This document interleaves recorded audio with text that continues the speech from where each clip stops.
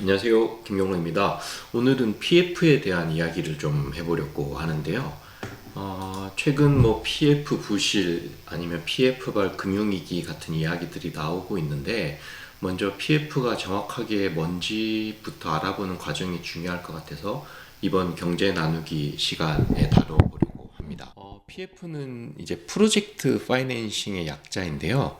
부동산 PF는 그 PF 중에 가장 대표적인 투자를 이야기하는 하나의 이제 투자 상품을 이야기하는 거고요. 프로젝트 파이낸싱이라면 잘 이해가 안 되실 텐데 저는 쉽게 이렇게 생각합니다. PT 파이낸싱 아니면 PPT 파이낸싱 아니면 페이퍼 파이낸싱 이 정도로 이해하시면 이해가 쉬울 텐데, 우리가 실제로 투자나 대출을 받을 때를 생각을 해보면 이제 개인 같은 경우는 개인의 신용도라든지 연봉 이런 것들이 담보가 되고요. 아파트라고 하면 아파트 자체가 이제 담보물이 돼서 투자가 되거나 대출이 일어나잖아요. 근데 만약에 앞으로 일어날 비즈니스 아니면 앞으로 일어날 사업을 가지고 대출이나 투자를 받으려면 사실 이제 담보물이라는 게 내가 말하고 뭔가 PPT로 설명해서 투자를 받는 방법 말고는 없거든요.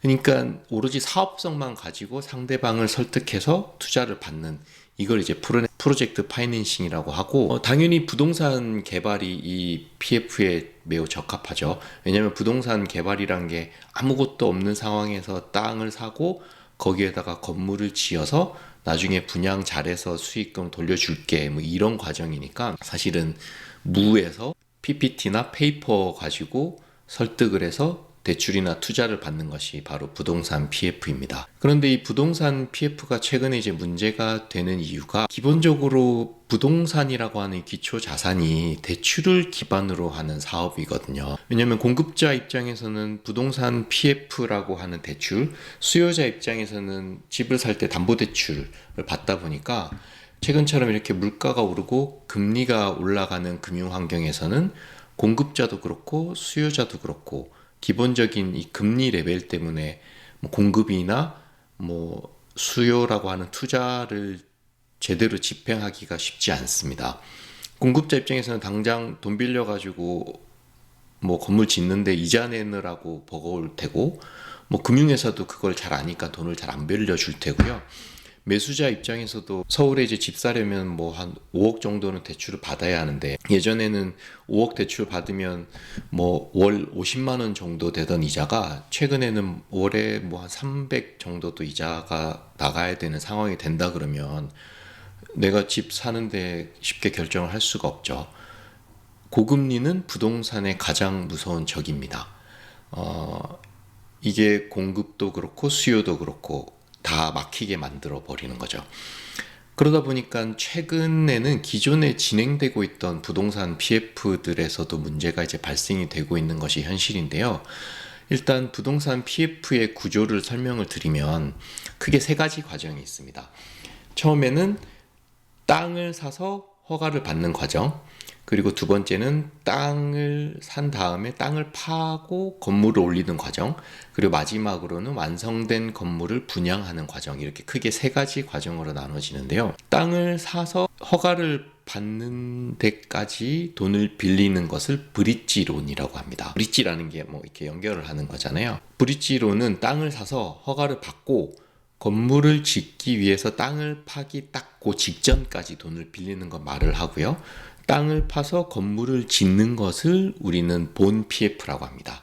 그러니까 땅 주인을 만나서 땅을 사고 본 PF까지 연결을 한다고 해서 브릿지라는 용어를 쓰고 있고요. 시행사가 이제 땅 주인들을 만나가지고 이제 땅을 사겠다라고 하는 걸 어느 정도 확보를 하고 나면 그걸 가지고 제2금융권이나 증권회사에 가서 돈을 빌려서 브릿지 과정을 커버합니다. 왜 은행이라든지 건설사 돈은 못 빌리냐? 그건 이제 리스크가 크기 때문인데요. 은행 같은 경우는 사실 담보물 이상으로 돈을 빌려주지를 않죠.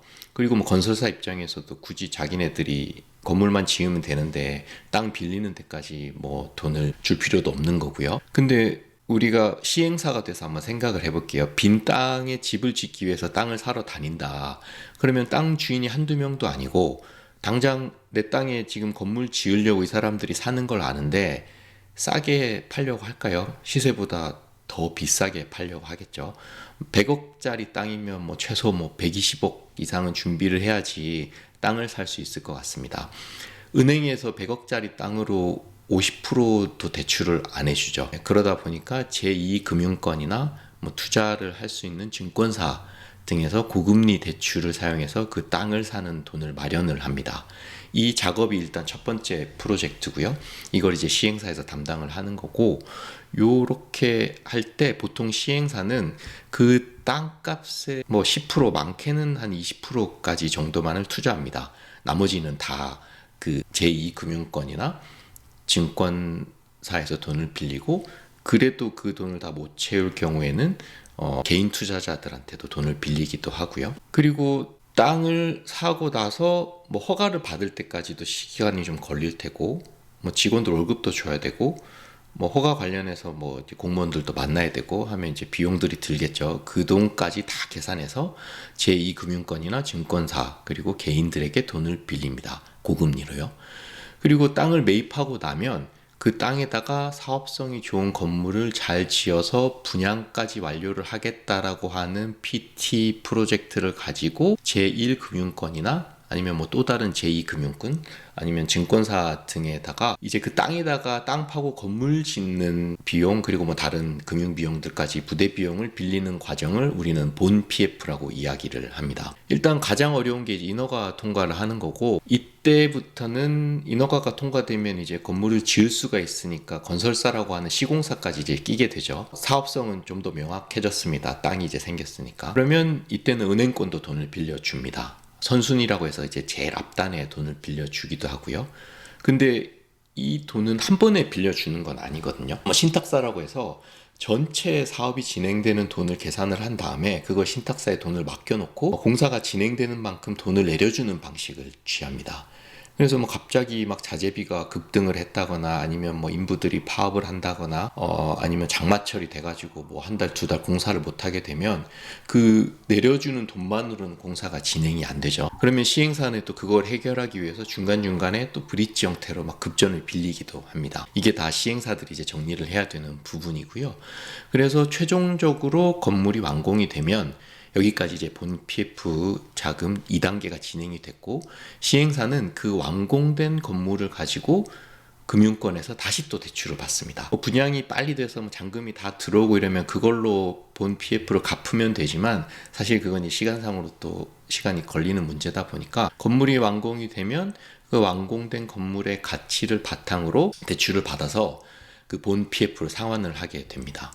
그러면 이게 하나의 구조가 이제 완성이 됐다고 보시면 되고요. 우리나라 같은 경우는 이제 공급이 너무나도 필요했던 상황이다 보니까 이 PF 금융이 없으면 사실 건물을 지을 수 있는 회사는 뭐 대형 건설사 아니면 대형 금융권 정도밖에는 없습니다.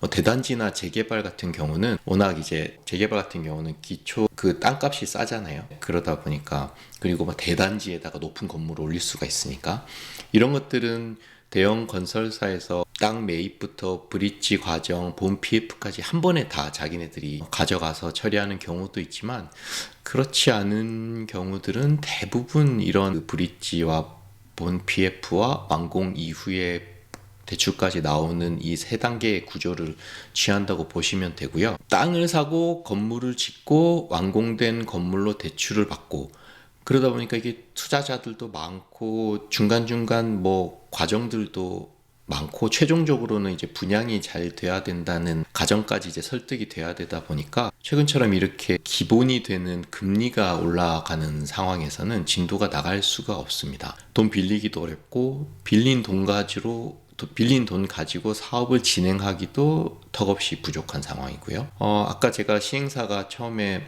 그 땅값의 10% 정도를 이제 자기 자본으로 넣는다고 말씀을 드렸는데 최근 같은 고금리 상황에서 만약에 그 브릿지에서 다음 본 PF 대출로 진행이 안 되고 뭐 한두 달 시간이 걸리고 최근 같은 경우는 거의 1년 동안 자금이 막혀 있는 상황인데, 그렇게 돼버리면 내 자본금은 이미 그 브릿지론의 이자를 상환하고 비용을 내는데 다 날렸다고 봐도 무방한 상황입니다.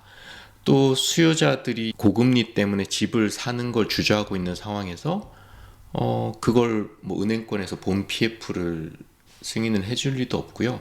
뭐 대형 건설사가 갑자기 나타나서 그 큰 리스크를 내가 한 번에 다 감수하고 떠안겠다라고 말할 리도 없고, 그러다 보니까 뭐가 이제 꽉 막혀 있는 상황이죠. 2018년부터 21년 정도까지는 그냥 땅만 사면 일사천리로 다 진행이 됐습니다. 왜냐면 분양이 무조건 다 됐으니까요. 집을 못 사서 난리일 때였으니까. 그러다 보니까 중간중간에 뭐 사업이 이제 건설비가 올라가고 이러면서 공사가 중단이 되더라도 시행사에서 뭐 엄청난 금리로 급전을 빌려서 공사를 진행을 해도 최종적으로 분양을 하고 나면 돈이 남는 그런 구조가 됐었거든요. 그때는 이제 땅을 못 구하면 그게 제일 문제였던 상황이었죠. 근데 지금은 상황이 완전히 역전이 됐습니다. 이제는 얼마나 먼저 안 망하냐에 어떻게 버틸 수 있냐의 싸움이 돼버렸고요. 뭐 일부 전문가들은 지금 막혀있는 부동산 PF를 털고 가야 된다 이렇게 이야기하시는 분들도 계시던데요. 그러면서 이제 청담동 최근에 이제 그 새마을금고에서 그 PF를 진행을 안 해서 공사가 중단된 그 사례를 말씀을 하시던데, 그러니까 처음부터 비싸게 땅을 샀다 이거예요. 그러니까 그거를 지금 부실 처리해서 그냥 땅을 공매나 경매로 넘겨가지고 다른 사업자가 들어오게 해야 된다라고 주장하시는 분도 계신데, 사실 이것도 어떻게 보면 한쪽만의 의견인 게, 그러면 지방처럼 땅값이 쌌던 그런 현장들은 왜 멈춰 있는 건지에 대한 설명이 일단 안 되고, 문제는 사실은 그 금융비용이고 금리거든요. 정부도 이게 어떻게 할 수가 없습니다. 금리가 내려올 때까지 어떻게든 버티는 거 말고는 사실 할 수 있는 방법이 없습니다. 청담동 땅이 그게 제가 듣기로는 뭐 몇 천억짜리 땅이었는데, 그러면 그게 경매로 나왔다고 하더라도 몇 천억일 테고, 그럼 그거 살 수 있는 주체도 결국 몇 명 안 되잖아요. 대형 건설사 아니면 뭐 대기업 아니면 대형 은행들밖에 없을 테고. 근데 사실 그런 대형 회사들은 그런 자금 집행을 하지를 않거든요. 예. 자기네들이 그렇게 큰 돈을 한 번에 투자를 해서 오랫동안 묶어두지를 않습니다. 리스크를 오래 가져가려고 하지 않으니까요. 그리고 결국 그런 사람들이 산다고 하더라도 또 사업은 PF 방식으로 진행을 할 겁니다. 예, 그러다 보니까 뭐 사실 대상이 바뀐다고 해서 상황이 개선이 되지는 않을 거라는 게 제 생각이고요. 그러면 선진국은 어떠냐? 뭐 미국이나 유럽 같은 경우는 사실 한국처럼 막 그렇게 공급이 많은 국가들이 아니잖아요. 이미 다 지어진 건물에서 살고 있는 상황이니까 그 사람들도 사실은 형태만 바뀌었지 우리랑 비슷한 상황입니다. 유럽이나 미국 같은 경우는 완공된 건물을 상품화하고 구조화하는 데 익숙하거든요. 그러니까 다 지어진 건물을 주인이 그걸 자기 돈으로 다 가지고 있지 않고 그냥 유동화를 시켜버립니다. 뭐 1000억짜리 건물이면 나는 뭐 한 200억, 300억만 가지고 있고 700억은 그냥 팔게 라고 해서 그걸로 뭐 펀드를 만든다거나 뭐 리츠를 만든다거나 상품을 만들죠. 근데 거기도 그러다 보면 건물주는 건물을 담보로 돈을 빌린 게 되는 거고, 금리가 올라가니까 자기가 그 빌린 돈을 갚기가 힘들 거예요. 그럼 그 빌린 돈은 그 내가 지금 가지고 있는 건물에서 임대한 수익을 통해서 납부를 해야 되는데, 임대 들어와 있는 회사들도 뭐 돈을 빌려서 들어온 회사들도 있을 테고, 아니면 임대료도 올라가고 하니까 유지가 안 되면서 공실이 발생을 하는 거죠. 부동산이라고 하는 하나의 건물 자체에서 자금 회전이 안 되는 상황이 발생이 됩니다. 얼마 전에 제가 이제 회사 다닐 때 그때 막 회사에서 한참 팔았던 부동산, 독일 부동산 펀드가 90%가 됐다는 이야기를 들었거든요.